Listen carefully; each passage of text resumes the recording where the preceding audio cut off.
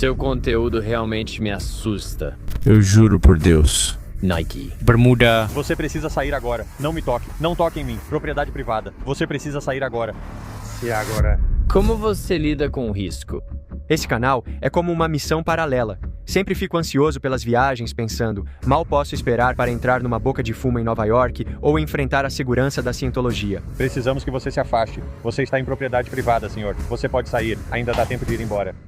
Quais foram as situações mais tensas em que você já esteve enquanto ainda estava lá? Estávamos em Little Village, Chicago, conhecido como paraíso das gangues latinas, especialmente mexicanas, no dia da independência do México. Um ataque com facão ocorreu em um desfile mais cedo. Já fomos abordados pela polícia mexicana antes. Estávamos entrevistando um cara chamado Refém, que parecia ser traficante e tatuador, só tentando sobreviver. 20 minutos após o início da entrevista, levanto, vou ao banheiro, faço xixi e ao sair, bum. E um pedaço de la verga. Eles entram, mandam deitar no chão e apontam armas pra gente. Foi provavelmente o momento mais assustador da minha vida.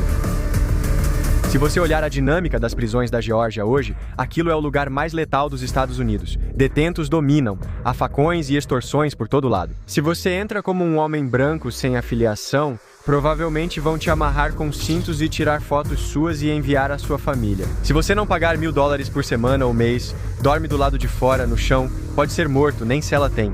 O assustador é que isso vira uma bola de neve. Como esse sistema poderia ser usado como arma contra a população?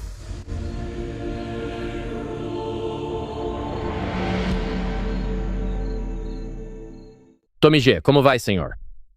Estou bem, irmão. E você? Estou ótimo, tendo um dia incrível e feliz por você estar aqui. Aliás, não é sua primeira vez no programa. Você sabe que isso é verdade. Sim, porque é o Julian por tabela. Há um episódio engraçado em que Julian vem a este programa e senta nesta tenda, no meio dos Adirondacks, no interior de Nova York, exatamente onde estamos. E eu fico tipo, não sei como isso aconteceu, mas Chris, isso é culpa sua? Não, eu não fiz isso. Agora não há tempo. Estou tentando entender o que ocorre com esta edição. Faço uma introdução mencionando o Julian e digo que trouxe meu amigo Julian Dory para conversar sobre um assunto. E aí corta para um vídeo seu no podcast do Julian. Sua parte, eu te paguei o quê? Tipo uns $20 por isso? Espera, isso era uma piada interna? Sou meio Cristos. Meu contato da Mossad sugeriu esse truque e funcionou. Não. Então aqui estou eu agora. Foi assim que tudo isso aconteceu? Chris, foi por isso que você se vendeu? Não posso confirmar nem negar. Você está no tribunal. O cara que trabalhou com Monica Lewinsky nos anos 90 agora é meu parceiro. Não. Espera, quem é esse cara? Esse cara parece incrível. Eu consegui, nós conseguimos, talvez eu entre em contato com você depois do show. Mas você não revela suas fontes. Isso é justo, razoável. Você pode invocar a quinta emenda. Tommy, a gente conversou antes. Seu conteúdo realmente me assusta. Posso dizer isso por experiência, pois já falei com pessoas assim. Não todo o conteúdo, claro. Quero dizer, você é um jornalista brilhante e criou um caminho muito interessante, meio que expondo certos lados obscuros, não só dos Estados Unidos, mas do mundo todo, e colocando tudo isso no YouTube de graça. É fascinante. Eu amo meu trabalho. É um trabalho insano. E eu realmente gosto dos vídeos, mas não sou só eu que gosto, milhões de pessoas ao redor do mundo também gostam. Então acho que você apareceu no meu radar primeiro por causa daquele lance dos Kia Boys e depois pelos motoristas insanos em Nova York que faziam racha no meio da cidade. Isso foi evoluindo até eu ir pras quebradas. Pensei, isso é insano. E a coisa que eu não entendo é como você lida com o fator de risco. Tipo, esse é um bom ponto de partida? Ou é melhor falar sobre a evolução de como você começou a fazer esse tipo de conteúdo? Eu sempre fui alguém que assume altos riscos. É assim que eu invisto. É assim que eu segui minha carreira. Eu tento viver a vida na categoria do que é emocionante. E quero viver uma vida que valha a pena. Eu sempre imaginei assim quando escrevia no meu diário, quando era mais jovem, talvez na época da faculdade. Eu pensava que queria ser um velho numa maca, cercado pela família, sentindo-se amado, mas também podendo contar histórias e sentir que realmente vivia a vida. Sim. De certa forma, esse canal é uma missão paralela, misturando várias coisas. Para mim, é sobre buscar o que achamos fascinante como equipe e que tem relação comigo. Situações que sempre espero nas viagens. Mal posso esperar para entrar numa boca de fumo em Nova York. Mal posso esperar para ir à cientologia, enfrentar a segurança e tentar provocar uma reação deles. Para mim, o mais legal é que aqui em cima é uma fábrica de ideias, e enquanto você conseguir trazer essas ideias à vida com um bom time e uma boa execução, agora isso é um trabalho. Certo. Eu não queria que fosse de outro jeito. Ei, rapidinho. A maioria das pessoas que assiste a este canal não é inscrita. E quando você se inscreve, você ajuda o canal a crescer e você... Fique por dentro das novidades. Acampamento religioso, de história e acampamento Gagnon. Agora, voltando ao assunto. Podemos mostrar o YouTube do Tommy? Acho que muitos ouvintes já viram, mas é bom contextualizar quem não conhece para ver no que você está se metendo. Você tem um filho, uma esposa e motivos para viver. Você não é só um jovem de 22 anos com uma câmera meio inconsequente. Vamos entrar lá, sabe? Talvez já tenha sido assim. Provavelmente é pra minha própria segurança que eu não sou um moleque de 22 anos inconsequente. Quero dizer, você perdeu um pouco do seu lado ousado? Bem, nós paramos de focar tanto no submundo do crime porque eles são mais difíceis de lidar. Gostamos de ser eficientes nas nossas viagens. Este ano, estamos focando mais em histórias do homem comum, centros de dados, integração de Israel com o exército e temas que impactam o americano médio. Ainda quero cobrir o crime. Eu ainda fico animado com histórias de crime, mas também é como se eu já tivesse entrevistado 5 ou 6 ladrões de carros diferentes. Provavelmente entrevistei 20 ou 30 gangues nos últimos 40 anos, ou 4 anos. É como se eu buscasse coisas que ainda me empolgam e parecem novas, mas sempre tentamos nos colocar em situações de alto risco. O grande diferencial do canal para mim é buscar acesso a lugares onde a maioria não iria. Por exemplo, acho que a série da cadeia do condado de Clayton se destaca, especialmente para quem é novo no canal, pelo fato de termos conseguido entrar lá. Como é que esse lugar sequer existe? Parecia um programa de TV naquele mundo. Certo. Quero dizer, como você conseguiu permissão para filmar dentro de uma prisão? Tenho um amigo chamado Greg Henry, produtor da Netflix. Ele fez o 60 Days In e também produziu o programa Fuzileiros. Gente boa. Ele é o cara que tem muitos contatos muito bons em cadeias e prisões pelo país todo. O segredo para entrar em cadeias é ter bom relacionamento com xerifes, pois é menos burocrático. A maioria das prisões é estadual e o acesso é bem mais difícil. Fui levado escondido para uma prisão no Texas. No portão, disseram que eu era de um ministério cristão, e assim consegui entrar. Depois disseram: você estava filmando outras coisas. Achei que estava tudo certo e não notei a política interna acontecendo. Mas... sim, só de pensar nisso, como você foi parar como detento nessa cadeia de Atlanta cheia de facas improvisadas e coisas malucas? Certo. Cara, já visitei uma prisão algumas vezes e fui pego de surpresa, cara. Eu não sirvo pra isso, seja lá o que for. Acho que sou ingênuo demais ou algo assim. Mas, tipo, eu entrei em uma dessas prisões e estava conversando com vários caras, e os caras com quem eu estava falando eram condenados à prisão perpétua. Eles vão ficar lá pelo resto da vida. E o jeito que eles meio que me explicaram foi que esses caras condenados à prisão perpétua meio que controlam a cultura dentro do pátio, porque eles vão ficar lá por mais tempo. Então a prisão investe muito tempo neles porque eles vão estar lá antes de todo mundo. Tipo, daqui a 50 anos eles ainda vão estar lá. Uma nova leva de presos vai cumprir pena nessa penitenciária. E eu estava conversando com eles e basicamente perguntei: então por que você está aqui? E eles começaram a me contar essas histórias que são tristes, mas explicáveis, tipo, sabe, eu estava fazendo um negócio de drogas, deu errado, um cara morreu e agora estou na prisão.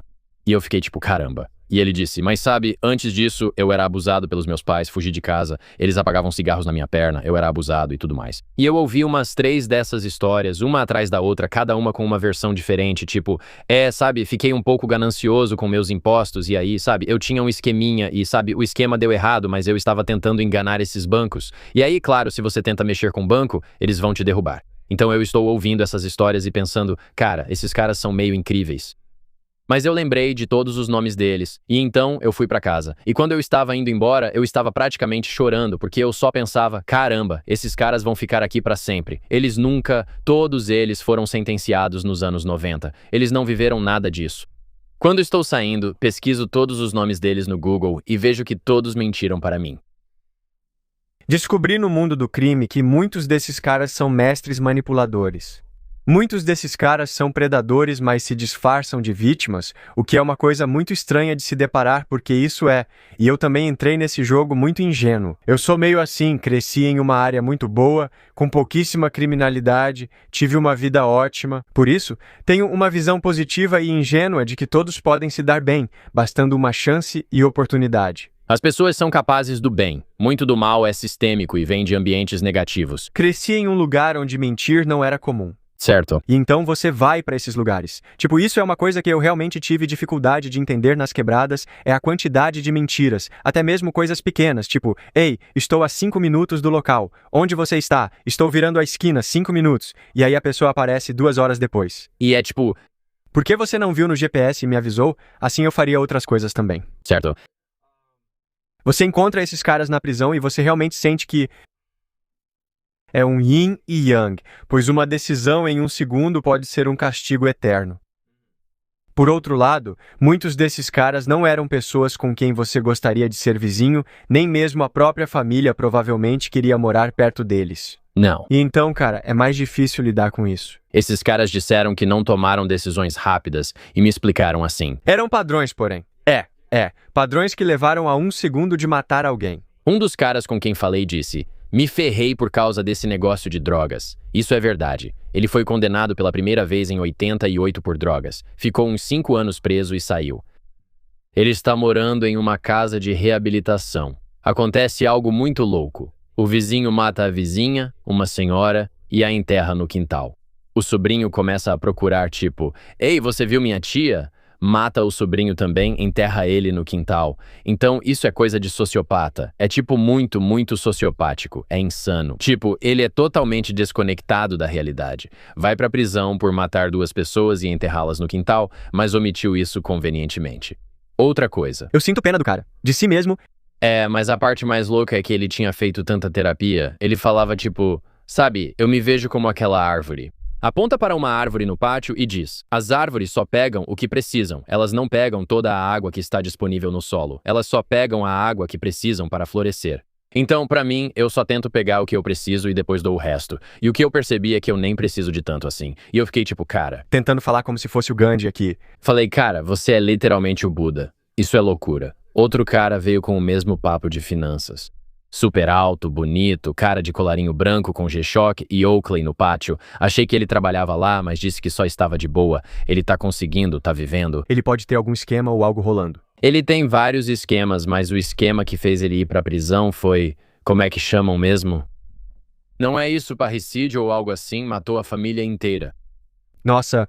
Tipo, matou a esposa, 2 filhos, a coisa mais brutal, tipo, psicopata mesmo. Foge para outro país e depois é encontrado na lista dos mais procurados dos Estados Unidos. Tipo, usando os cartões de crédito da esposa morta para acumular dívidas e só curtindo a vida, e aí é pego e jogado na prisão. E esse cara olhou nos meus olhos e disse: uma coisa leva a outra, as coisas dão errado. O sistema tenta te pegar. E eu fiquei tipo, o quê? Há um equilíbrio estranho, pois muitas dessas pessoas tiveram infâncias complicadas e muito tristes. Com certeza. Muitas pessoas superaram infâncias ruins e usam isso como exemplo para não repetir, em vez de usar isso como desculpa para causar mal ao mundo. Não, claro. E naquele momento eu estava ainda menos tentando diagnosticar o que estava acontecendo. Eu estava mais pensando, como eu cheguei aqui? Como eu acreditei tão cegamente nessa mentira? Sabe? Todos nós caímos nessa. Quer dizer, É fácil quando você não está nessa situação, nem envolvido na magia de um ambiente novo e intenso. Pessoas cumprindo prisão perpétua têm muitas forças que fazem você apenas sentar, ouvir e observá-las. Agora, quando você sai ou volta para casa de carro, começa a pensar, será que aquilo era besteira? Tinha sentido? é como um truque de mágica. Você vê e pensa, caramba, ele fez o anel sumir ou algo assim. É isso que um manipulador faz. É um mágico profissional da psicologia humana. Sim. E é como aprender a andar em um campo minado. E eu acho que o que é tão engraçado para mim sobre a posição em que estou é ver a infância que tive, ver o bairro de onde vim, como a vida era boa. E pensar que estou entrevistando o senhor traficante de fentanil, assassino, ladrão de carros. E para mim é um pouco engraçado como foi a minha trajetória. Vim de um contexto parecido com o seu. Cresci em um subúrbio legal, com 2 pais, vários irmãos e uma criação religiosa. Era uma vida bem comum, tipo aquela existência branca americana de classe média, eu acho.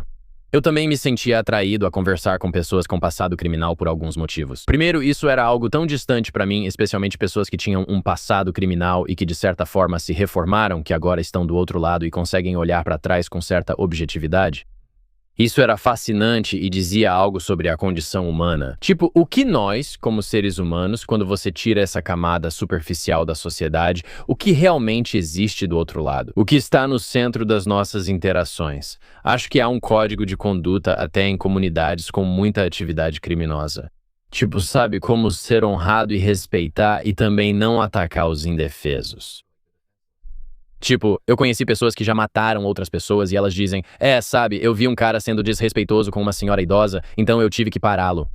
E eu fico tipo, então isso ainda se aplica pra você, tipo, ver os vulneráveis. Então essas coisas, esses temas que surgiram, eu achei muito interessantes. Ultimamente, perdi o interesse em conversar com pessoas com passado criminal pesado que não conseguem encarar isso objetivamente, pois sempre gera tensão. Fico curioso como você lida com isso, porque é difícil. Às vezes é difícil perguntar o que realmente deseja. Sim, em parte, mas há outras questões. Por exemplo, termino um episódio e logo me pedem. E aí, dá pra colocar meu parceiro no programa? Se eu digo não, fica estranho, tipo, você me deve uma.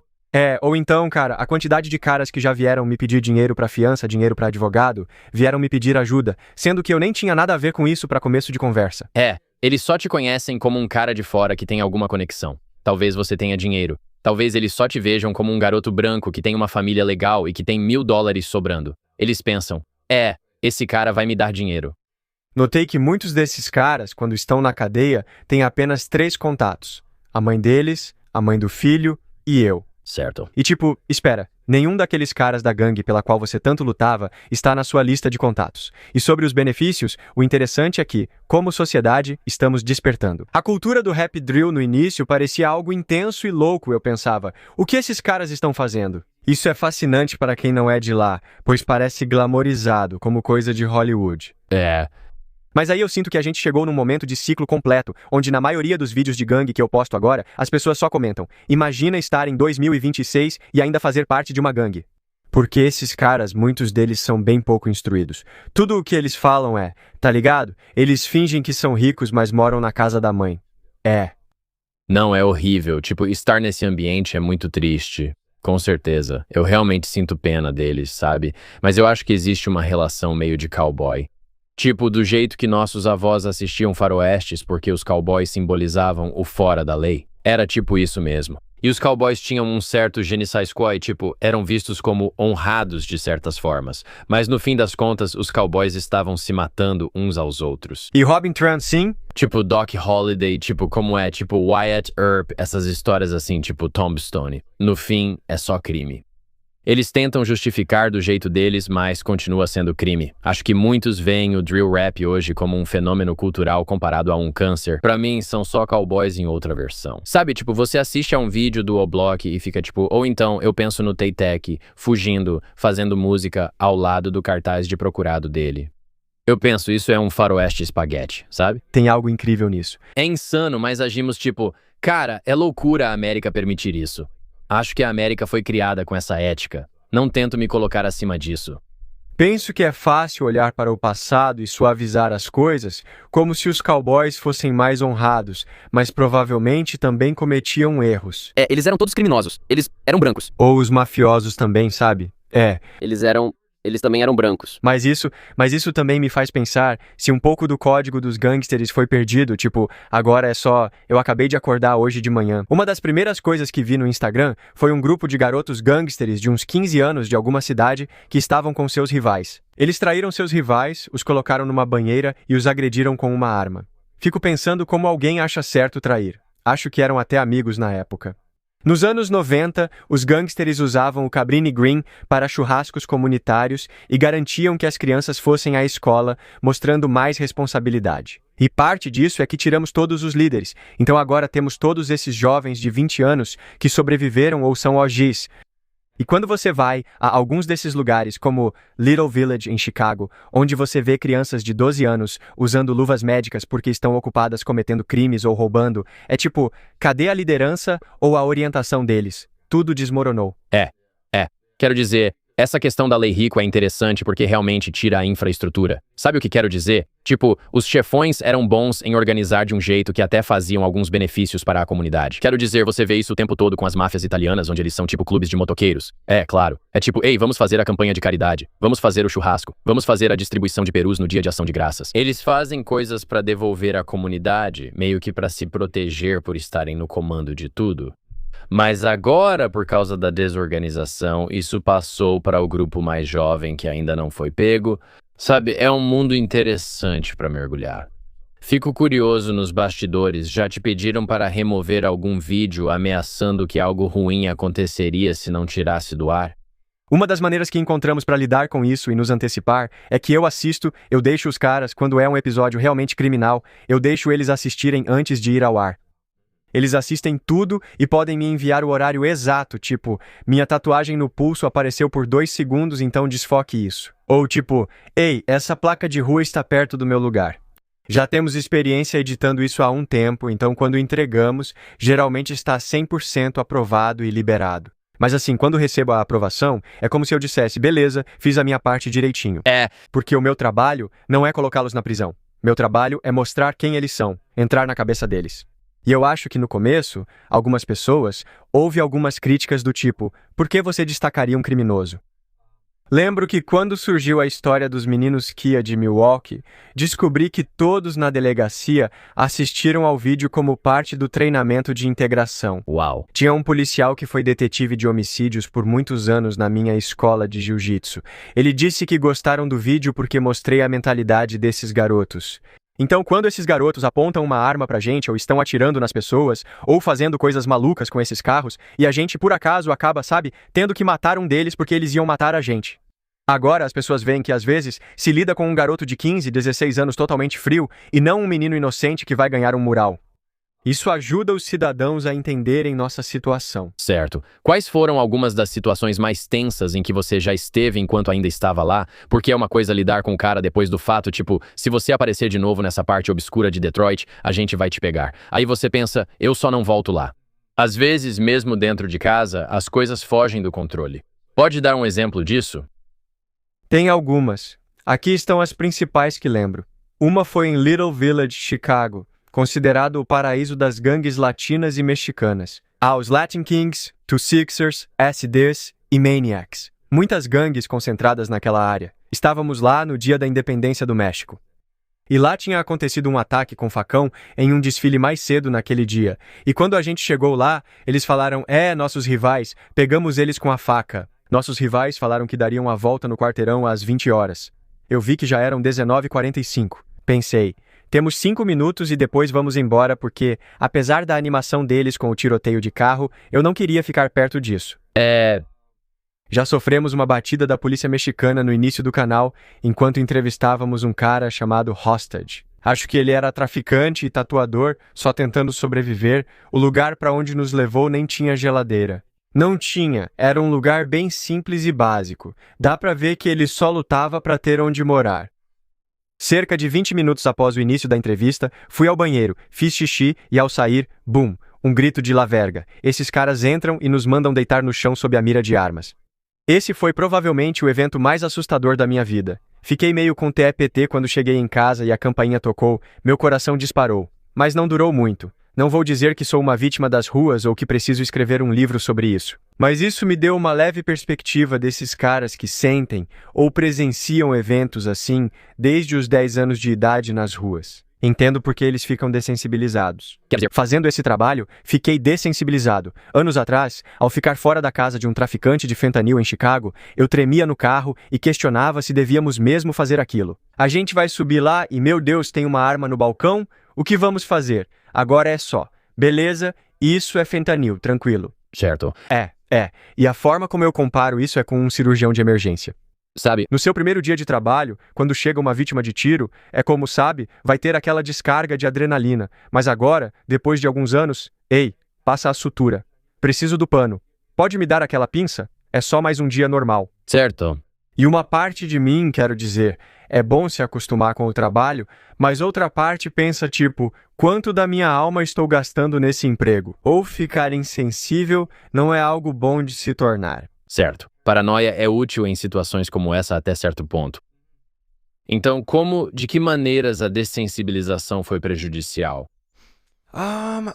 Cara, o bom é que ainda fazemos a devida checagem e tento criar um relacionamento com esses caras. Muitos ainda mantêm o contato anos depois. Meu parceiro Iano, do vídeo do Fugitivo de Atlanta, ainda me liga da cadeia e pergunta, sabe, eu acabei de falar com ele essa semana.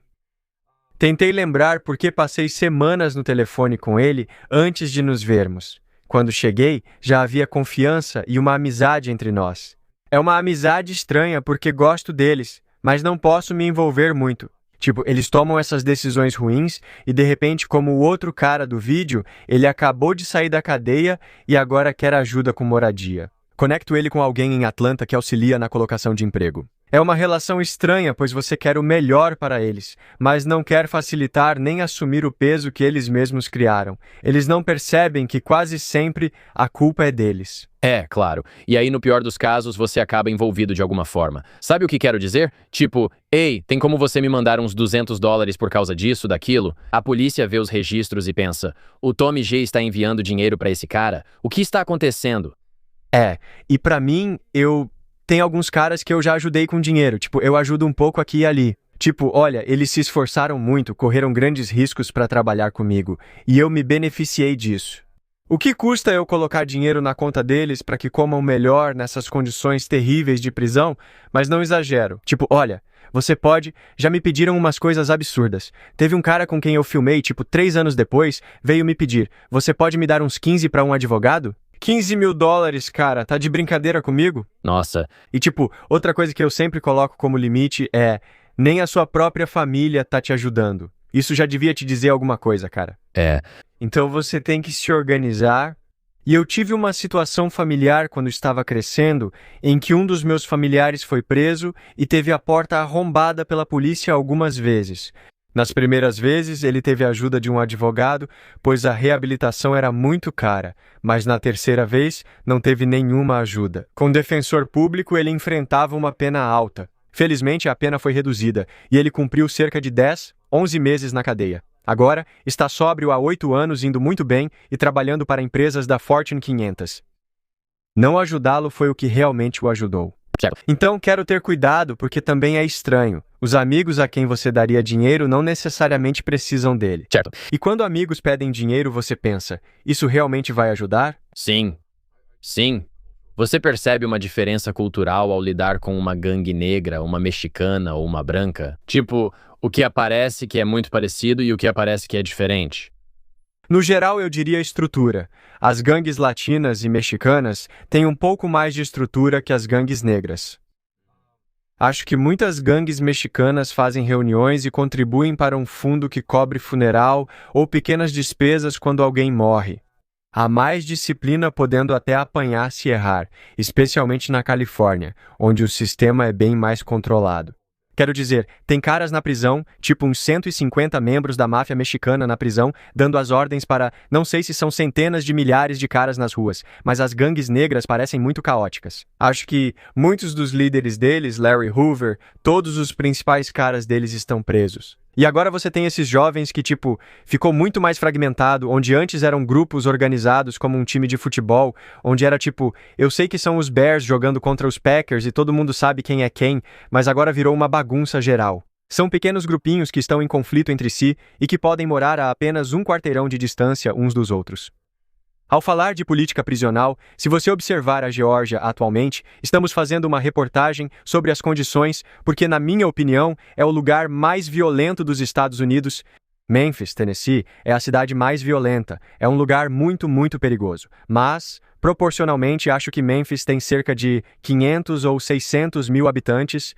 Havia 50 mil pessoas no sistema prisional da Geórgia e o número de assassinatos era semelhante. Os detentos controlam o local, há facões por toda parte e as pessoas sofrem extorsão. Se você entrar como um homem branco sem afiliação, provavelmente vão te amarrar com cintos e tirar fotos suas, enviando-as para a família de Mark.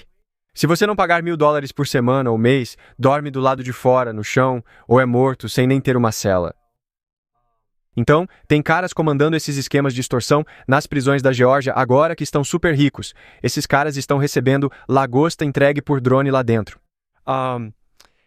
E então, Literalmente voando drones sobre os muros. para soltar. E na verdade estamos fazendo uma matéria sobre isso. Um cara em Indiana agora, nós estamos filmando com ele. Ele está fazendo entregas com drones em prisões e é um trabalho muito extremo e perigoso. Mas essas gangues negras, elas brigam entre si. Pelo que entendo, não parece haver uma cadeia de comando forte, onde o chefe precise aprovar o ataque. É mais como, vou matar esse cara. No sistema prisional da Geórgia, a situação é tão extrema que até guardas integram gangues. Conversei com alguém que foi para a solitária. No meio da noite, o guarda deixou um rival entrar com uma faca e esfaqueá-lo 6 ou 7 vezes. Ele deveria ter morrido, mas sobreviveu. Essas são as condições em que as pessoas vivem. Tudo retorna a isso. Há certa compaixão. Mesmo para um assassino, os Estados Unidos são responsáveis por sua segurança na prisão. A prisão deveria ser segura. E pensar que existem pessoas sendo torturadas de forma horrível. Quero dizer, eu levei uma pasta de fotos para os senadores da Geórgia, onde as costas de um cara estão completamente abertas. Você vê todos os músculos e ligamentos porque arrancaram toda a pele dele. Ele morreu após terem passado facas quentes por todo o corpo. Que diabos? Até Jeffrey Dahmer se enojaria com o que ocorre nas prisões da Geórgia. É tão ruim assim. É uma prisão com fins lucrativos? A maioria das prisões é estadual. Poucas são do Gel Group. Qual é a outra? Core Civic. Apenas uma pequena parte é privada. Não tenho dados sobre diferenças de perigo entre elas. Acho que ambas são perigosas. Mas é estranho pensar que dentro de uma prisão, as pessoas estão sendo assassinadas o tempo todo. Até pessoas ricas, cara, foram pegas como o Epstein. Supostamente. Supostamente. Quem sabe? Não. Ele obviamente tirou a própria vida. Não. Mas talvez ele não tenha sido assassinado. Esse é um bom ponto. Ninguém sabe onde ele está, se vivo. Digo, você viu a história em que eles cobriram uma maca com caixas e depois a levaram pela frente e, tiraram o corpo dele pela porta dos fundos ou algo assim? Temos várias ocorrências estranhas e lacunas no caso Epstein. Falta cobertura e evidências sobre Thomas Crook, e não sabemos como ele vivia. Sua casa foi totalmente limpa. A cena do Charlie Kirk é cimentada 1 ou 2 dias depois. Sim. Temos todas essas histórias muito estranhas. E estamos vivendo nessa época caótica em que, houve um tempo em que, um boquete na Casa Branca era notícia por meses. Sim. Um homem usando um terno bege virou notícia. E agora, de repente, uma pessoa roubou $100 milhões. Esse cara fez isso. O filho dele está envolvido em uso de informação privilegiada. Agora estamos em guerra. Agora estamos fazendo isso, é cansativo. O cansaço é real. Não, é isso que eu quero dizer. Eu estou completamente dessensibilizado. Eu fico beleza, isso importa, e aí eu meio que espero pra ver qual vai ser o impacto na sociedade, e não tem. E de certa forma... Eles estão ganhando. Vi uma citação muito legal. Eu esqueci quem disse isso, mas basicamente era... Como é o nome daquele grande comediante? Ele é uma pessoa grande que criou seu próprio culto. Ben Owen, algo assim. Enfim, ele é um cara enorme que tem seu próprio pequeno culto. Mas desesperar é um pecado. E eu não sou cristão, mas gosto disso porque agora estamos em uma era onde o desespero está no ar. Eles parecem poder fazer o que quiserem diante de nós, até cometer os piores crimes. Rituais satânicos, mortes, tráfico de pessoas e bilhões roubados. E a gente só aceita, sem motins, sem tomar a Casa Branca ou retomar o país. Mas eu acho que precisamos injetar esperança de volta no sistema. E eu sempre faço referência à vida de inseto, que as formigas são fortes. Somos mais fortes que os gafanhotos, mas precisamos nos unir. Não, é esse sentimento, eu acho. É tipo desespero, mas também é como uma apatia, sabe? Acho que estamos meio que nesse estado de que nada realmente importa. Acredito que isso se deve em parte à qualidade de vida nos Estados Unidos. Como você sabe, as coisas estão ruins, né? Pra muita gente, as compras do mercado estão caras, mas todo mundo meio que tem uma TV. Todo mundo meio que tem um iPhone, mais ou menos. Sabe o que quero dizer? É o nível mínimo de conforto para não ir às ruas. Exatamente. Assim, todos ficam pacificados. Já ouvi dizer que o consumismo é a pior escravidão, pois você acha que tem o suficiente e se acomoda. Eu poderia ir até o Pentágono agora ou poderia me masturbar. Você pensa, existem uma quantidade ilimitada de mulheres nuas na internet. Por que não aproveitar? Mas acabamos ficando meio acomodados. Acho que há mais liberdade e permissão pra fazer merda, sabe? Mas o legal é que eu vejo muita gente se unindo. Até conversando com meus vizinhos, que eu sei que pensam totalmente diferente de mim politicamente. É engraçado como todos com quem esbarro compartilham esse sentimento sobre o que está acontecendo. Sinto que há cerca de 8 a 10 coisas em que todos podemos concordar. Não queremos corrupção, tráfico de influência, nem que os data centers consumam todos os recursos. Queremos que a lista do Epstein seja processada. A gente quer investir na nossa infraestrutura e na nossa economia. A gente não quer estar em guerras. E realmente é legal saber que temos o potencial de nos unir, mas precisamos quase de um momento de virada ou de um líder que surja das sombras para realmente nos ajudar a chegar lá. Sim, mas fico curioso sobre como seria isso. Seria uma revolução completa ou mais uma precaução, sabe? Queremos mesmo pessoas nas ruas assim? Ou a gente quer que alguém simplesmente chegue e meio que alivie a tensão em relação à corrupção? O ideal é agir pacificamente e usar o sistema contra eles. Então, comparecer às urnas, sabe, quando o Conselho Municipal aprova um centro de dados, você tira eles do cargo, pressiona as pessoas, talvez seja uma revolução fiscal. Acho que uma revolução sangrenta tem esse lado masculino de querer retomar o controle, mas, em teoria, toda revolução traz décadas difíceis para a recuperação, às vezes até mais, e eu não quero isso, nem que as pessoas morram, quero que a revolução seja segura para todos, se possível. Mas as pessoas precisam ir para a cadeia. Precisamos ver justiça e precisamos sentir que nosso país está funcionando para nós. E o legal é ter essa referência. Quero dizer, até mesmo quando vejo na China recentemente as pessoas andam por lá, é seguro, é limpo, é acessível. E sim, A China tem problemas como o estado de vigilância. Não dá para se rebelar lá, eu entendo. Não digo que seja uma utopia, mas há diferença em 2 fatores. Uma delas é quando você tem uma sociedade liderada por engenheiros em vez de advogados, mas qualquer extremo pode ir longe demais de um jeito ou de outro. Onde engenheiros veem pessoas como números e não se importam. Se quiserem te trancar por causa do lockdown da Covid enquanto todos enlouquecem, dizem, os números mandam, temos que fazer. Hoje, os Estados Unidos estão presos por leis e advogados. Nós, contribuintes, financiamos parques e escolas, mas até para usar pista ou barra de flexão há restrições. Há uma cerca grande que você precisa contornar, pois se alguém cair fazendo barra, podem processar. Então, eu não sei, mas eu acho que se a gente tivesse gastado os últimos 20, 30 trilhões em infraestrutura, em nós mesmos, ou só equilibrando o nosso orçamento, a gente aprendeu que qualquer coisa que beneficia a gente com o nosso próprio dinheiro é assistencialismo. E eu não sou um cara socialista. Não estou dizendo que a gente tem que ir para o socialismo puro. Mas se a gente vai gastar esse dinheiro, eu prefiro que seja com cuidado infantil, educação do que com guerra. certo. Claro. Quero dizer, todo mundo tem acesso básico ao médico, sabe? Não deveria ter que calcular se uma corrida de ambulância vai arruinar minhas finanças.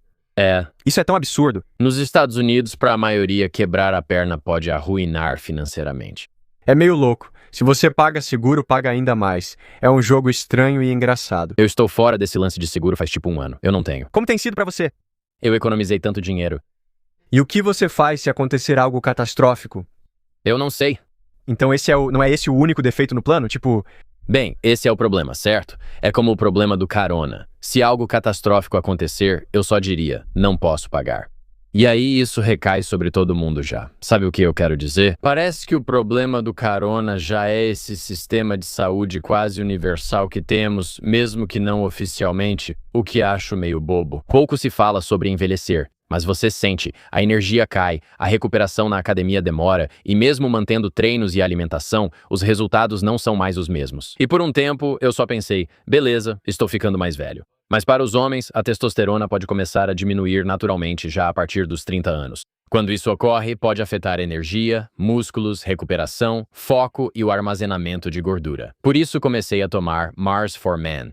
Uso há meses e notei energia constante, treinos melhores, recuperação e foco, especialmente com a chegada do verão. Mars para homens é um suplemento natural. Sem hormônios sintéticos ou estimulantes, contém Tonkat Ali, Sheila Shilajit, zinco, boro e outros ingredientes para apoiar níveis saudáveis de testosterona. Produzido nos Estados Unidos, cada lote é testado por terceiros e tem garantia de devolução em 90 dias. Por tempo limitado, ouvintes deste programa recebem 50% de desconto vitalício frete grátis e 3 brindes em homensvãoparamarte.com. Isso mesmo, homensvãoparamarte.com. Quando comprar, diga que foi o Mark e o Chris do acampamento que indicaram. Isso ajuda. Agora, voltando ao programa. Você já pensou em seguir esse tipo de conteúdo? Sei que você foca mais em questões sistêmicas, como infraestrutura. quero investigar a United Healthcare e talvez tentar acessar a sede deles, embora talvez não devesse dizer isso. A gente acabou de ter uma interação com a Flock.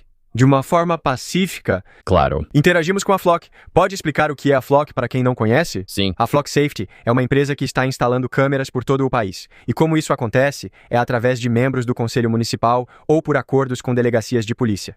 E há um argumento de que eles trazem muitos benefícios. Por exemplo, já estive com os US Marshals quando estávamos rastreando criminosos muito violentos e eles estavam usando o sistema de câmeras da Flock para poder seguir esse cara, saber onde ele vai parar, agir e tirá-lo das ruas antes que mais violência aconteça. Vigilância para pegar criminosos é ótima. Incrível.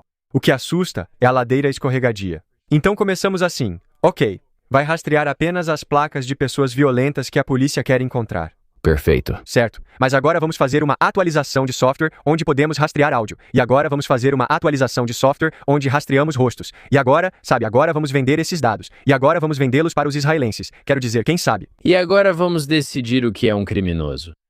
E olha, Porque eu acho, a Flock é uma empresa maligna?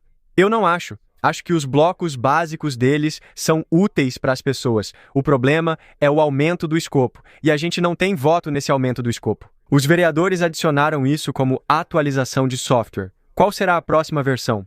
E é isso que sempre nos assusta. Em um governo tirânico, como esse sistema poderia ser usado contra o povo?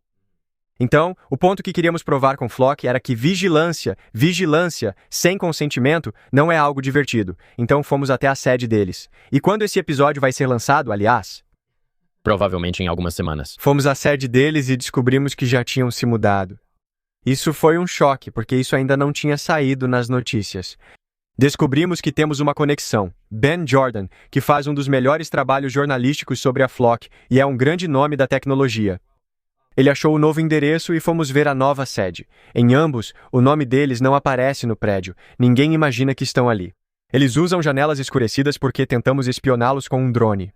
E o exercício que íamos fazer era filmar os carros dos funcionários e as placas, passar pelo programa do bem e mostrar: olha, quando você segue a placa de alguém, aqui estão todas as outras informações pessoais que você pode obter disso. E também, e aí, você gosta disso? Então a gente vai até a sede dos drones deles, que de novo é um prédio discreto, que finge ser um centro de construção, SES Construção, algo assim. A gente tinha uma câmera antiga da Flock e uma equipe de filmagem. E eu estava andando ao redor do prédio e indo até as pessoas que estavam dirigindo e dizendo: Senhor, você está sob vigilância, sabe? Mas é para sua segurança. Então, esse tipo de coisa. Eles chamaram a polícia. Eles também negaram ser da Flock. Eles falavam: não, sou apenas do grupo CS. Então eles chamam um policial para nos cercar. E eu fico nesse exercício com o policial. Estou sendo detido? Ele não responde à pergunta, mas eu não consigo sair e meu carro não consegue sair dali. E ele também está bloqueando outras pessoas que estão tentando chegar ao trabalho. Ele diz: você precisa falar com esse cara, mas eu já teria falado sem precisar ser cercado. Que cara é esse? O Flock, o cara que antes fingiu não ser funcionário, agora admite: sou funcionário da Flock e me senti muito inseguro porque estamos te filmando. Sim. Então você realmente se sente inseguro quando alguém está te filmando. E sabe, é como yin e yang, pois o argumento deles é: estamos sob os olhos do público, usando placas de carro, não estamos te seguindo até sua casa. Mas isso dá poder para a polícia te seguir até sua casa. Dependendo da sua posição política sobre os agentes do ICE, eles usavam o Flock ou um concorrente para rastrear pessoas até suas casas. Batem na porta, dizem que tem um mandado quando na verdade não tem, e entram nesse tipo de área cinzenta estranha. Provavelmente estavam violando a Constituição com coisas que faziam por causa desse aparato. Então... Sim, é muito perturbador. Ir até eles e confrontá-los sobre isso é engraçado. Mas penso, por exemplo, no Luigi Mangione, certo? Ele foi pego em um McDonald's na Pensilvânia, apenas sentado de máscara. As únicas fotos públicas mostram um homem de moletom com capuz e sobrancelhas. E aí ele foi pego nesse McDonald's porque um funcionário avisou as autoridades. Eu fico não é possível. Minha suposição, e de novo, eu reservo o direito de estar errado sobre isso se, durante a investigação, isso for considerado completamente falso. Mas eu estou supondo que houve algum tipo de vigilância ilegal feita sobre ele para descobrir quem ele era. Eles pensaram: beleza, isso vai arruinar nosso caso. Eu acho que a equipe de investigação estava em um dilema, onde eles pensaram: beleza, a gente precisa pegar esse cara. Sabemos onde ele está graças ao nosso método meio na zona cinzenta. Exatamente. Provavelmente estamos rastreando o celular dele. É o mais provável se ele estava com um celular. Claro. Ou até existe uma opção de vigilância, tipo, será que conseguimos acessar essas câmeras Flock ou algum outro banco de dados que tenha acesso a isso, seja lá o que for? E aí eles pensam, beleza, precisamos pegar esse cara. Não podemos permitir que pessoas ultra ricas em Nova York sejam assassinadas, pois isso prejudicaria a integridade da economia americana. Mas precisamos de uma maneira de pegar ele sem quebrar a lei e acabar tendo todo o caso anulado. Então eles disseram algo tipo, uma pessoa aleatória no McDonald's viu ele. Eu fiquei tipo, o quê? Eles precisavam meio que criar a causa provável. Sim, mas você já viu as fotos em que dizem, procuramos esse cara. Sim.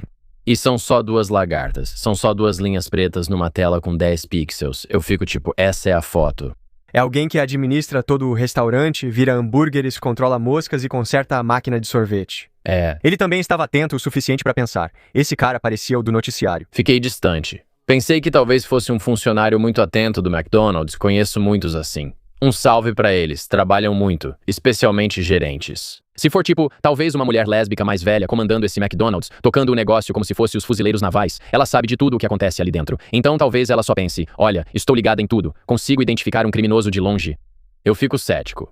Mas é tipo, é uma daquelas coisas que eu penso. Isso é, de novo, uma vigilância que talvez seja boa. Porque talvez ele realmente tenha cometido esse crime ao qual me oponho, em princípio. Entendo a mensagem e o sentimento, mas não acho que você deva sair matando pessoas. Pra mim, isso ainda parece suspeito.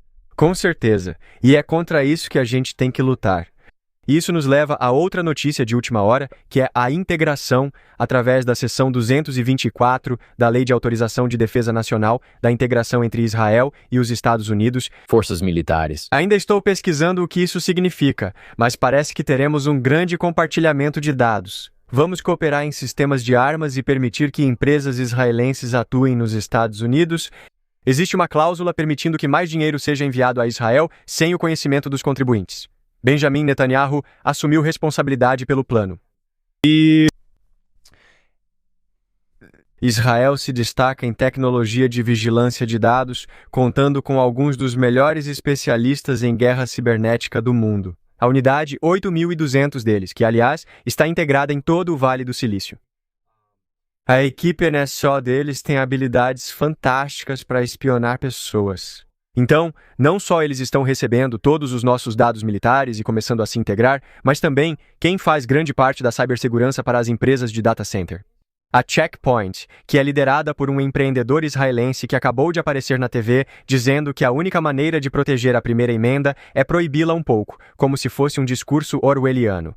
Então, eu não sei, é algo tão... Há tantas maneiras sutis pelas quais sentimos que o mundo está desmoronando ao nosso redor, e tantos ângulos de onde eles estão nos atingindo. Com quem você vai brigar no bar quando todos parecem contra você? É assim que acho que o americano se sente agora. Essa é a questão. Podemos criticar a China dizendo que sim, eles vivem em um estado de vigilância, certo? Eles vivem nesse tipo de regime quase ditatorial. Mas eles têm todos esses benefícios por causa disso. E eu olho pra gente. Eu fico tipo, cara, a gente também vive meio que em um estado de vigilância e não tem saúde pública. Então eu penso, se vamos ser vigiados de qualquer jeito, pelo menos deixem as ruas limpas, sabe? Se alguns de nós estamos pagando entre 20% e 40% do nosso dinheiro ao governo, deveríamos estar em Nova York é ainda mais. Isso já é um ato criminoso por si só.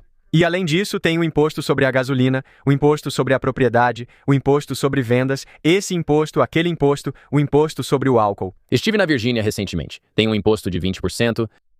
Parece que isso nunca acaba. Mas por nada. Tipo, eu fui pra uma praia e a gente estava fazendo shows na Virgínia e eu perguntei, quanto custa uma cadeira de praia? Eles disseram, $20 para alugar uma cadeira. Eu aceitei e pedi para mim e 3 amigos. Deu $100, perguntei. Como assim? Não era $20. Disseram que era 20% de imposto. Questionei. Imposto em cima de uma cadeira? Eles disseram que o governo deveria pegar parte do dinheiro da praia. Respondi que isso era loucura. Literalmente, 1/5 de cada dólar gasto é simplesmente acrescentado. É bizarro. E além de acrescentarem, nem prestam contas. Continuam aumentando o déficit, como se fôssemos os patrocinadores do governo. Nossa patrocinada está gastando irresponsavelmente, comprando muitas bolsas Birkin e o país está prestes a colapsar. Estou curioso. Agora você produz mais conteúdo sobre os ultra-ricos e, em parte, sobre bilionários. Você vê semelhanças entre a atuação desses bilionários e líderes de esquemas criminosos menores? Entrando no crime de colarinho branco. Na verdade, estamos fazendo uma matéria em Nova York sobre a epidemia de roubo de escrituras. Não sei se você já ouviu falar sobre isso. Esses proprietários chegam com esquemas sofisticados ou convencem o avô com demência a assinar um papel. Depois usam essa assinatura para falsificar outras e comprar ou tomar a casa dele. De repente, uma casa que muitas famílias do Bronx e Harlem têm como maior patrimônio, passada de geração em geração e talvez já quitada. E então, de repente, aparece um sujeito dizendo para eles: agora eu sou o dono dessa propriedade. E nós estamos investigando isso, mas as pessoas têm medo de falar sobre muitos dos responsáveis por fazerem isso. Sempre lembro da frase: quem você teme mencionar é quem te controla. Percebo que os criminosos de colarinho branco agem de forma sofisticada, usando mecanismos legais. Bem, essa papelada diz isso, e meu advogado, e então eles te sufocam na justiça com o advogado deles. É diferente da força bruta de te dar uma coronhada e pegar sua carteira. É quase como um crime de não estou te tocando, pois você sabe o que fazem, mas como manipulam o sistema legal e têm mais dinheiro para te sufocar com custas judiciais, praticamente nada pode ser feito. Exato. Eles também estão acima de qualquer suspeita. Por exemplo, alguém pode cometer um crime de colarinho branco, enquanto o outro roubou 11 ou 17 casas. Qual é o nome desse cara? Salarne, Sonny Salarne, algo assim. Podemos procurar o artigo. Mas supostamente. Supostamente. Ele teria feito isso. Enquanto investigam o caso, são 17 casas em Nova York, vou estimar 1 milhão cada, só para ser modesto. Claro. Um crime de 17 milhões de dólares, ele cumpre prisão domiciliar enquanto o caso é julgado. Conheço um cara que roubou 80 mil dólares em bancos na Califórnia nos anos 80 e cumpriu 10 anos. É um dos meus melhores amigos. E existe uma grande diferença. Se eu tenho um pouco de cocaína ou fentanil, drogas da tabela 1, já é considerado crime grave. Vou para a prisão e fico com esse crime nas costas. Mas esse cara, então ele foi condenado, mas ele ainda não... Ele foi condenado. Mas ele está usando uma tornozeleira eletrônica agora. Uau. Crime de 17 milhões de dólares e só tornozeleira eletrônica. Você fica tranquilo, sem precisar sobreviver nessas prisões selvagens que criamos. Mas um cara que assalta uma loja de conveniência, digamos, pega 10, 20, 30 anos de prisão. Qual é aquela frase? Se eu te devo $1.000, o problema é meu. Se te devo 1 milhão, o problema é seu. Entende o que quero dizer? Você chega a níveis de dinheiro tão altos que, sabe, existem diferentes maneiras de manipular as coisas. Já nos delitos menores é tipo, bom, isso é obviamente errado. É muito mais na sua cara. Então a gente simplesmente prende esses caras. Mas parece completamente injusto. Você pode ver isso de forma mais macro. Já apontaram, se você tem 1 grama de maconha, pode ir para a prisão por muito tempo por ser terceira infração. E aí você tem alguém que está viciando a sociedade americana em opiáceos. E eles, só recebem uma multa. Se tanto. Eles ficam com parte do lucro e ainda lucram. Exatamente. Mas nos registros eles não são lucrativos, então nada acontece. Sabe o que eu quero dizer? Isso é uma loucura. É disso que falo. Dessa malandragem de colarinho branco que eles fazem. Seja evasão fiscal, seja roubar dinheiro das pessoas, tudo é feito de um jeito contábil, cuidadoso e legal. Tecnicamente, está tudo dentro da lei. Porque, bem, são eles também que ajudam a influenciar o código tributário ou influenciar isso para que possam jogar esse jogo. Pensar que eu paguei muito mais impostos do que Donald Trump nos últimos anos é inacreditavelmente insano. Eu até ficaria de boa em pagar o que é justo se eu sentisse que a sociedade estava se beneficiando disso, se o dinheiro estivesse sendo gasto de forma apropriada e se estivesse sendo alocado de um jeito que realmente ajudasse as pessoas, em vez de bombardear algum cara numa cabana de barro do outro lado do mundo com quem eu literalmente não tenho nenhum problema. Se eu encontrasse ele na rua, falaria, e aí, beleza? Eu não quero bombardear esse cara. Não, ele ia fazer uma bomba nuclear. Sim, ele estava há 2 semanas de obter uma arma nuclear, segundo o meu contato da massagem. Ele poderia ter estado perto de uma bomba nuclear, cara. O que é meio engraçado porque todo mundo está perto de fazer uma bomba nuclear. Sabe o que eu quero dizer? Você está mais perto de fazer uma bomba nuclear do que um cara de 10 mil anos atrás. Sabe o que eu quero dizer? Isso é verdade. Então, nesse sentido, se você realmente ampliar a visão... Você vai fazer a polícia invadir minha casa, vai me denunciar.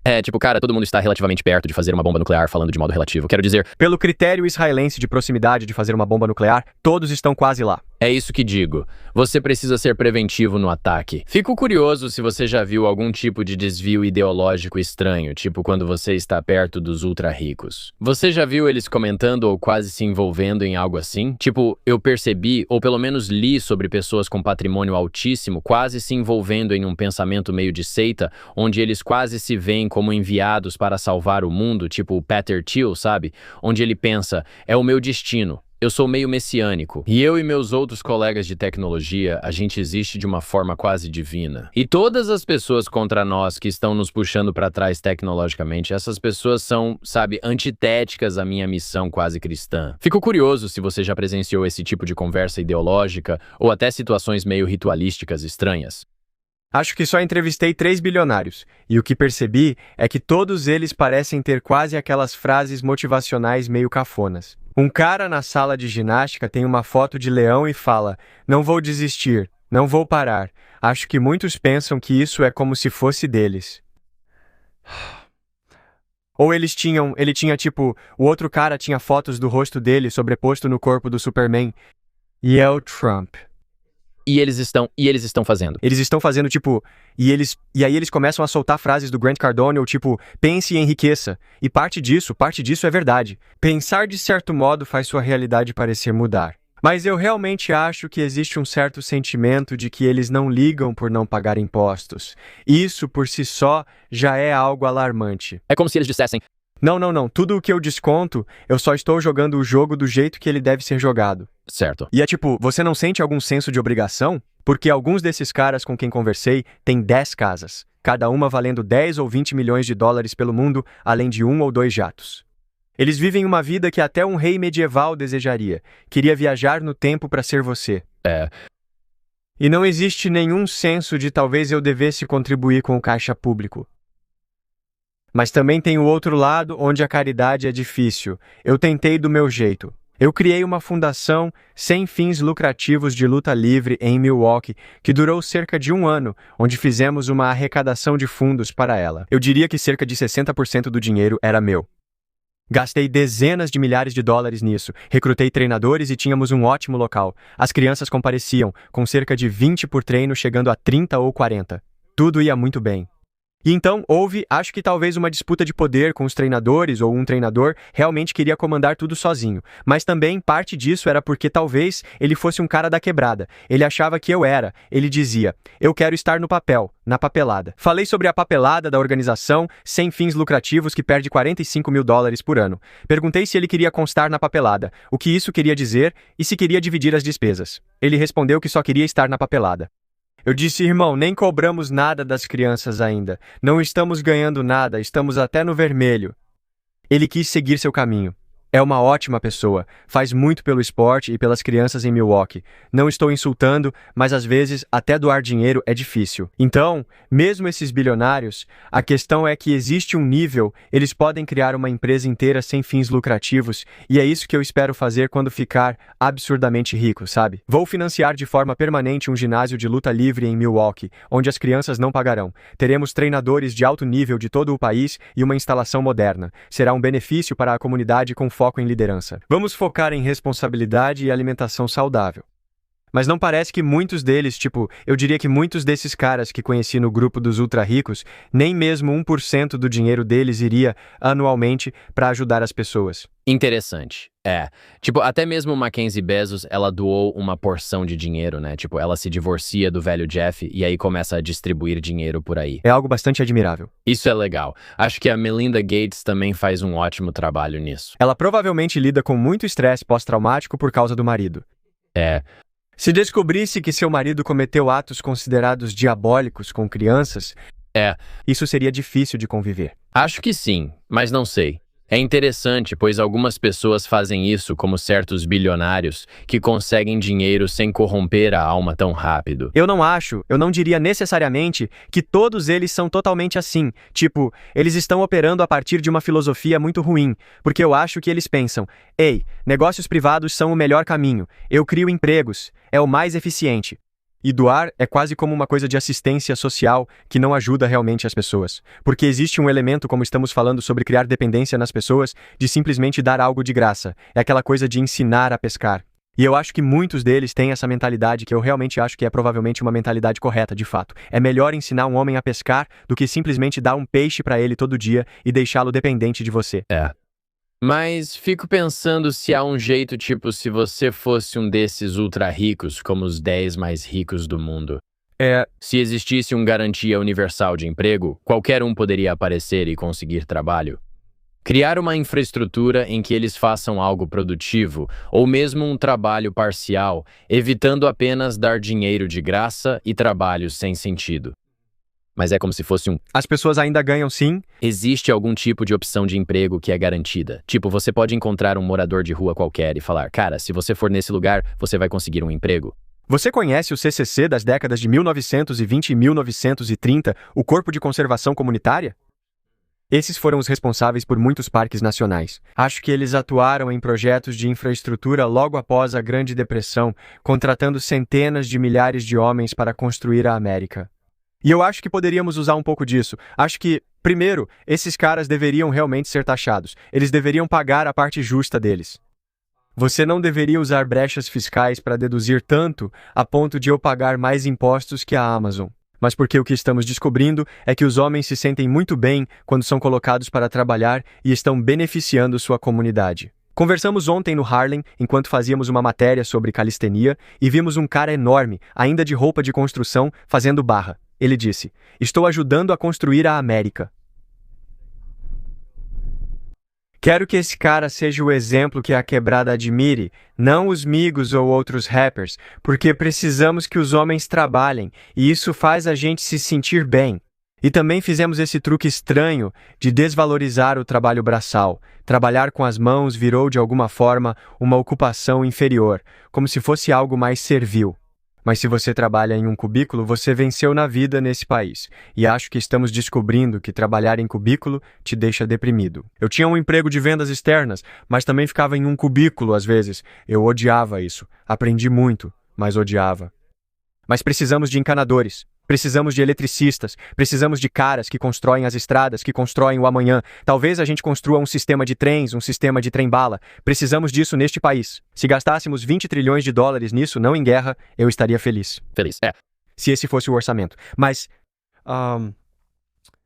nem sei mais onde estou divagando, sinceramente. Mas você estava me animando. Eu gosto disso. Eu não sei. É uma coisa complicada, sabe? Com tributação. Tipo, eu nem sei. Eu não sei como você faz isso. Certo. Porque esses caras, no papel, eles nem estão ganhando tanto dinheiro assim, né? Eles só têm essas opções de ações que valorizam. Eles pegam empréstimos usando as ações como garantia. Você não pode taxar o empréstimo porque eles estão pagando juros sobre ele. Tudo bem, as empresas ficam todas registradas na Irlanda ou algo assim. Eles registram a propriedade intelectual em Dublin porque as leis lá são diferentes e outros países buscam criar oportunidades de negócios e um mercado livre para atrair empresas interessadas em vantagens fiscais. Então eu não sei como você resolve isso. Eu realmente não sei qual é a resposta. Bem, eu ficaria ainda mais de boa com eles fugindo dos impostos se pelo menos eles pagassem um salário digno para os funcionários, onde o cara do Walmart não precisasse também arrumar um emprego no Applebee's. Sabe, tipo você, é como se estivesse tirando vantagem 2 vezes da pior forma possível. Além de não pagar impostos para o governo, seus próprios funcionários que trabalham 40 horas por semana ainda dependem de assistência social. Quem paga pela assistência social são os contribuintes. Agora você está sendo subsidiado. Provavelmente a maior rainha do assistencialismo é uma empresa como a Walmart. A gente pensa que é a mulher do trailer park, mas na verdade são os ricos. É o Walmart. Então, e tem pequenas coisas, tipo, eu lembro de ler uma história sobre a Walmart tentando aumentar o salário mínimo. E você ouve isso e pensa, parece legal. Mas aí você percebe que, se a Walmart aumenta o salário mínimo, por um tempo, eles conseguem bancar isso, sabe? Com um custo marginal para eles. Mas isso sufoca todas as outras lojas ao redor. E aí agora você fica tipo, peraí, eu achei que isso era uma coisa boa. Mas na verdade, a Walmart está eliminando toda a concorrência no mercado local. E aí, eventualmente, eu dou uns 10 anos, o salário mínimo não aumentou nada. Todos os pequenos comércios fecharam e só restou a Walmart na cidade. Antes eu apoiava, mas percebi que era uma armadilha para nos prejudicar. É difícil manter o equilíbrio, pois há escolhas que te prejudicam tanto se feitas quanto se não feitas. É fácil para nós, aqui no interior de Nova York, perto da floresta de onde vim dirigindo até o parque, para te ver, pensar, vou ter essa ideia utópica. Na verdade, muitas coisas causam um efeito dominó, e você só percebe depois que já é tarde. Isso torna ser político um trabalho realmente difícil. É. Você é odiado e culpado por tudo, parte merecidamente. Mas há muitos pequenos ajustes que, ao mudar algo, acabam prejudicando outros. Mas se você gira o botão para o outro lado, acaba prejudicando aquelas pessoas ali. Cara, de verdade, eu não sei. Eu tento não agir com arrogância ou com postura de quem acha que tem direito a tudo porque eu realmente não sei de nada. E também não gostaria de ser um político. Gosto de criticá-los, mas não gostaria de fazer esse trabalho. Conversei com um conhecido do exército e ele disse que provavelmente toda operação que acontece, considerando teatros de operações contínuos no Oriente Médio e América do Sul, que tipo Trump ou tipo Hag Hegseth, eles recebem um relatório dizendo tipo, olha, isso é o que essa operação vai custar e esse é o número de baixas, queremos seguir em frente com isso? Eles estimam quantas pessoas do nosso lado vão morrer e perguntam, você aceita? Ele responde, sim. E ele diz, são só 500, é até que bom. E é assim, esse é o cálculo que você tem que fazer. Tipo, 500 famílias não vão mais ter seus filhos. E aí você faz isso? Eu realmente não sei. E minha reação imediata é tipo, não, cara, relaxa. Sabe o que quero dizer? Tipo, essa é minha reação imediata. Mas também, tipo, não sei se eu deveria ser responsável por defender nosso país. Eu não sei. É preciso certo grau de implacabilidade e decisões calculadas para liderar no topo. A maioria de nós não consegue fazer isso ou teria muita dificuldade, então podemos vaiar esses caras à vontade. Mas o fato de que eles têm coragem, às vezes, de tomar essas decisões, a única coisa que eu questionaria é, ok, Sr. Trump, se o senhor tem coragem de tomar essa decisão de ir para uma guerra com o Irã, seu filho também vai estar na linha de frente? Quero dizer, ele está na idade do alistamento. Então, tipo, se você está disposto a colocar os seus próprios na linha de frente pelo país, então é como, ok, você está bancando o que diz. Mas quando seu filho se torna um multimilionário das criptomoedas com centenas de milhões, talvez por causa da própria inteligência e sucesso dele, sabe, é aí que começa a parecer desequilibrado. não, manda os garotos pobres lutarem as guerras. E você, o que faz em Nova York agora? 3 histórias que tentamos entender. Calistenia em Nova York tem caras que fazem barras insanas. Cresci vendo um programa chamado Bartenders. Já ouviu falar? Mas Bar Stars é outro, é. Então, basicamente, calistenia de periferia, uma história positiva da quebrada, também falando sobre nutrição.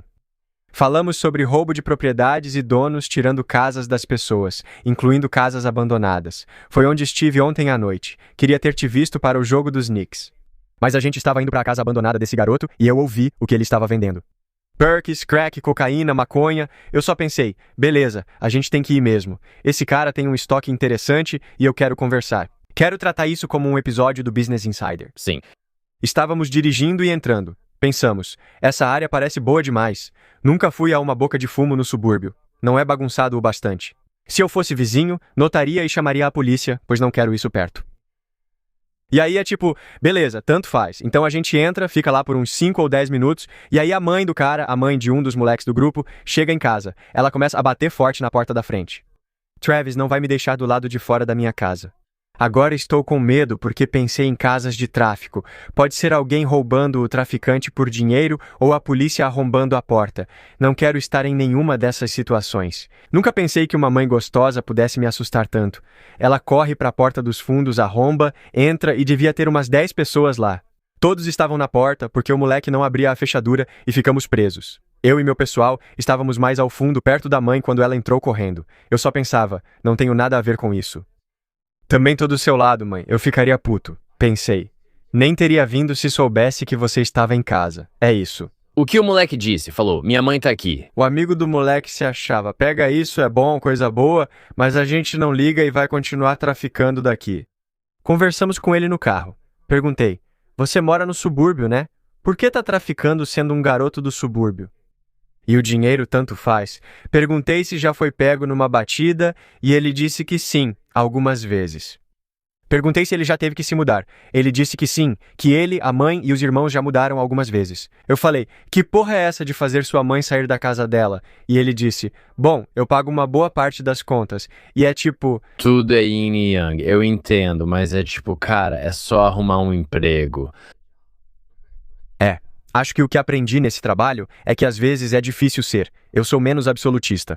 Eu sou mais um cara de área cinzenta. Não quero dizer que fico em cima do muro, mas geralmente consigo ver os dois lados, e isso torna difícil ser totalmente a favor de um lado ou de outro. Com certeza. Isso faz parte de fazer esse programa e viver em Nova York, perto de pessoas que cresceram de forma tão diferente de mim. Tipo, eu fazia perguntas pra eles que pra mim pareciam óbvias. Tenho amigos que cresceram mesmo na quebrada. Eles se envolveram com o crime, passaram um tempo na prisão e agora mudaram completamente de vida. E eu lembro que falei, cara, você cresceu em Nova York. Tipo, você tá do lado do centro financeiro do mundo, de certa forma. Por que não entrar pra área de finanças? E ele, literalmente, a resposta dele foi tão simples, mas tão clara.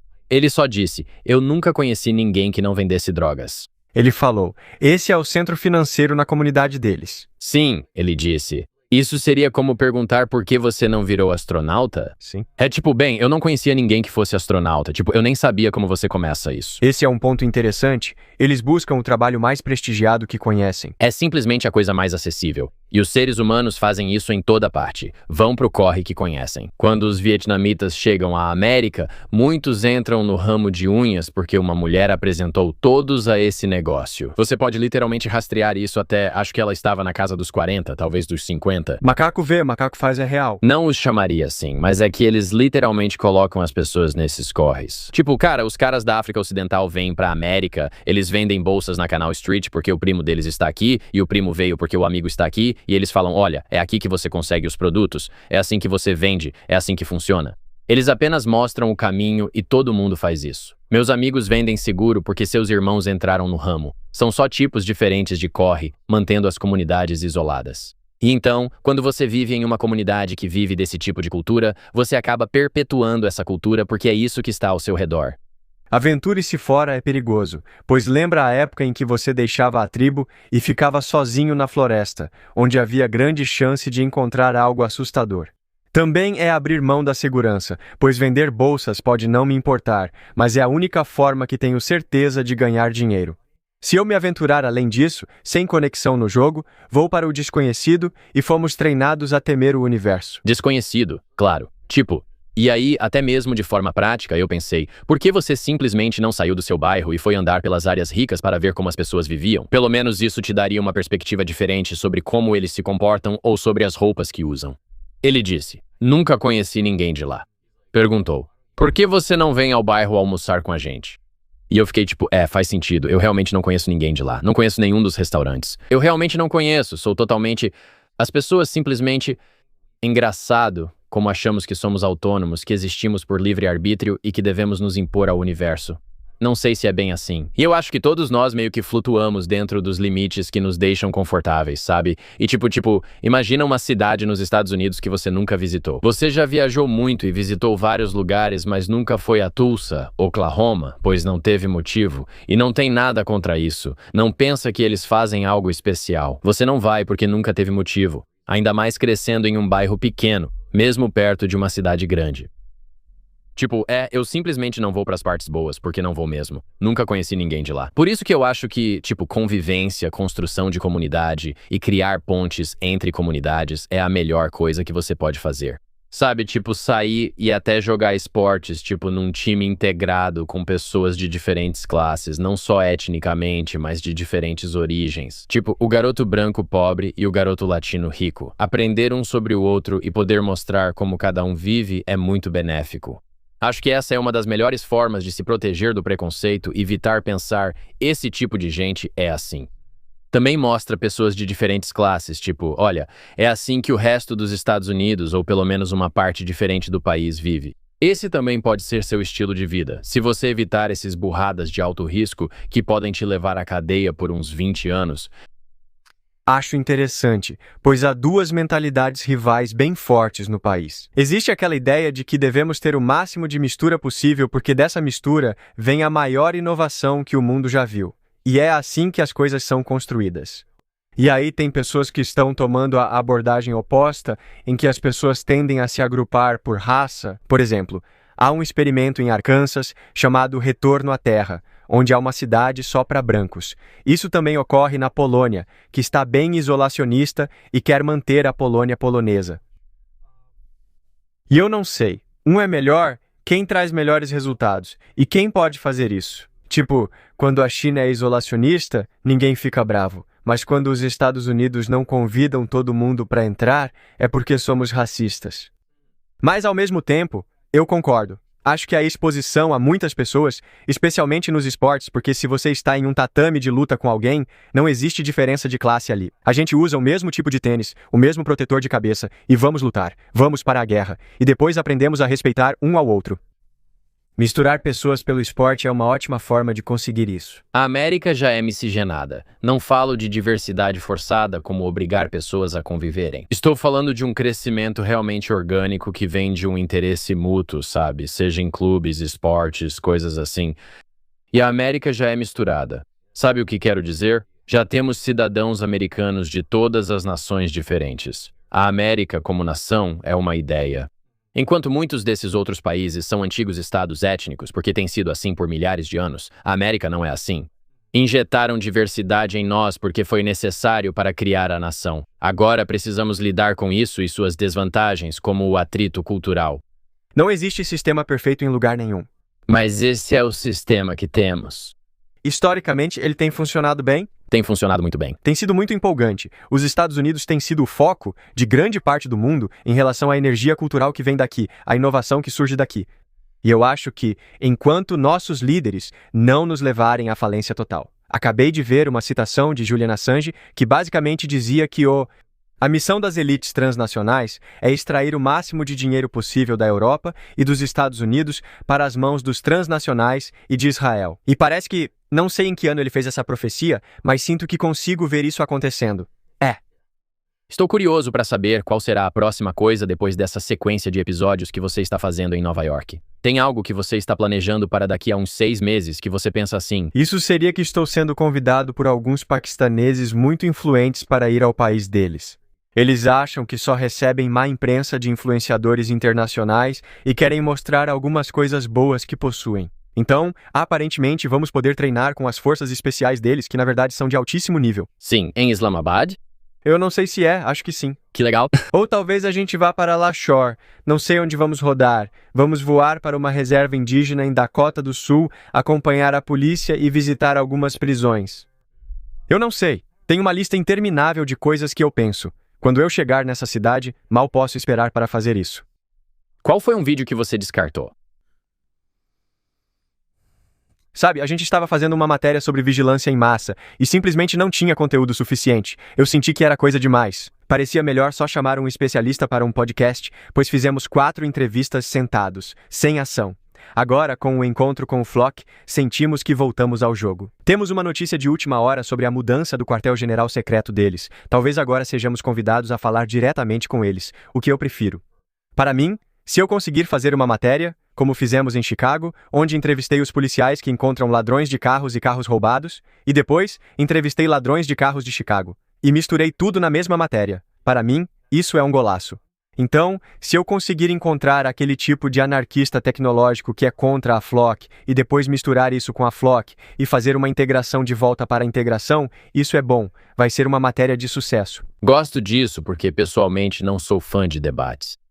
Na verdade, eu não acho que debates sejam tão produtivos assim num formato para consumo de massa. Se são 2 pessoas conversando, eu acho que debates podem ser úteis para entender ideias. Se você e eu debatêssemos, seria ótimo. Mas se for um debate para o público em geral, eu acho que isso cria atrito demais. Eu realmente não acho que existam esses vídeos do Jubilee. Gosto, acho divertido, mas não sei se há real crescimento nisso. É isso que aprecio nos seus vídeos, mostrar os 2 lados isoladamente. Você pode decidir após ouvir os argumentos, mas nos debates as pessoas só tentam humilhar umas às outras. Apenas reforçamos o que já pensávamos antes de entrar nisso. Certo. Uma matéria recente que foi um sucesso me assustou ao publicar.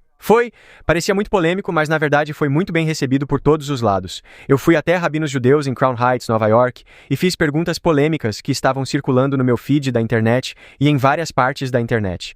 Mantenho contato com muitos deles desde então e querem que eu volte para cobrir o movimento Chabad. Isso me fez sentir bem, pois não queria afastar as pessoas.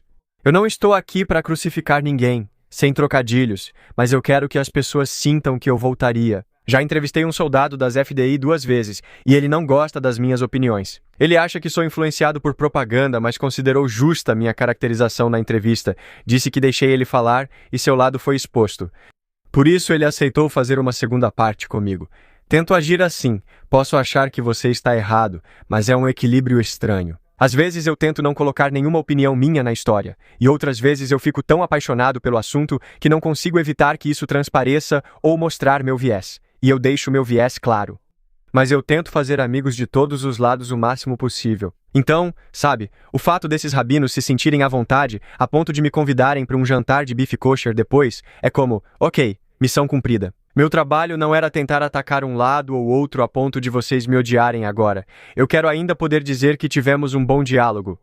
Podemos não concordar totalmente, mas achamos que tudo saiu bem para ambos. Isso é incrível. Acho que é isso que mais me atrai. Pessoas que realmente estão agindo de boa fé. Porque é muito fácil simplesmente criar uma narrativa e dizer: ei, sabe qual é a causa de todos os nossos problemas? Essa minoria. Sabe o que quero dizer? Esses migrantes que estão chegando, esse grupo religioso, parece que isso só cria mais divisão e toca em problemas reais, mas depois oferece uma solução totalmente equivocada. É como, ei, existe desigualdade de riqueza nos Estados Unidos? Com certeza. Existem problemas sistêmicos com nossos políticos? Absolutamente. A resposta não é excluir esse grupo, seja migrantes somalis ou qualquer outro. Para mim, isso simplesmente perde totalmente o sentido. Acho que isso aumenta a animosidade nos Estados Unidos, o que considero causa de muitos dos nossos problemas. Bem, também é como um gráfico de pizza. Então, se você acha que 100% dos nossos problemas neste país são causados por somalis, drusos, ou seja lá quem for, é como se você estivesse ignorando o quadro muito mais diverso para o qual todos nós contribuímos. Grupos diferentes podem ter poder ou influência em momentos distintos, como senadores de direita, e haverá oscilações sobre quem está encobrindo ou causando mais problemas, dependendo da perspectiva. Mas atribuir a culpa a um grupo só é uma coisa tola. É isso que gosto nos vídeos, pois mostram diversos problemas de forma holística. Por isso te aplaudo. Obrigado. Tommy G, muito obrigado, irmão. Eu realmente agradeço. Da próxima vez que você estiver na cidade, vamos fazer isso de novo. Valeu. Ei, nós temos um canal novo que faz parte do Universo Camp e fizemos ele especialmente pensando em você. E eu, pessoalmente, acho que você vai gostar muito. Então dá uma olhada.